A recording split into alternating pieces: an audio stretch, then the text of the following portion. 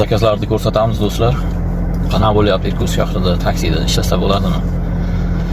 Savollar bo'lsa bemalol yozishlari mumkin. Javob qaytarishga harakat qilamiz inshaalloh. Kuzatishda davom etdilar. Biz ishni boshladik. Birinchi zakazimizni oldik. Soat 7:11 da. Kilometri qayerga? Borodina 7 dan Lisixaga Baykalskiy. 5,5 kilometr 16 minut ko'rsatyapti. Mijozimizni olib keldik. Zaviyash qilamiz. 491 rubl. Keyingi zakazimizni tashadi. So'nishdan beryapti. Buni propiska qilamiz. 3 kilometrdan beryapti.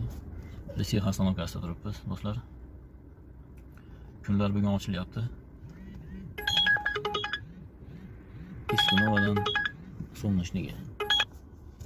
Minimalka. Keyingi mijozimizni olib keldik. 3,5 kilometrga 8 minutga biz zaviyash qilamiz.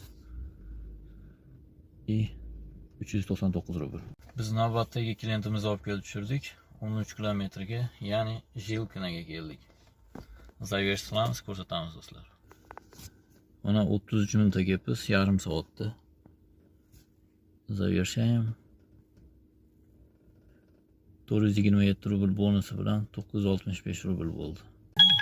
160. Keyingi zakazimizni tashadi. 160 rubl bilan qayerga? Vorovskiy 11, drop 1 dan ikkinchi podez. Dente Sosnovaya deyapti. Yubileyniy tomonga. Juda zo'r bo'ldi. O'zash tomonga ketgimiz kelayotdi. Ko'rsataman kilometrini. 19 kilometr. 34 minut ko'rsatyapti. Olib boramiz do'stlar, birinchi klient olamiz, keyin dashi olib boramiz. Kunlar sekin isiyapti, Allohga shukr, bugun yaxshi. Mana shu yerdan yana 200 metr o'ng tomonga ichkariga kirilsa, Jilkina bozori, yana mana shu tomonga. Bu yerda nima bozor? Bu yerda meva, o'sh, frukti, mana shu yerga keladi hammasi. O'zbekiston, Qirg'iziston, Xitoy, Tojikiston, qayerdan kelsa mana shu yerga kelib, shu Jilkinadan keyin Irkutsk shaharlariga tarqaladi.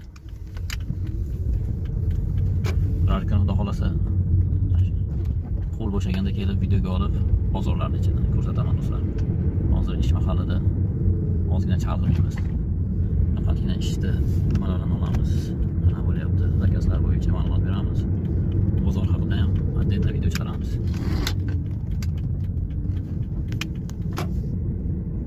Keldik, kutyapmiz, namestani esa qo'ydik. 13 kilometrda adashmasam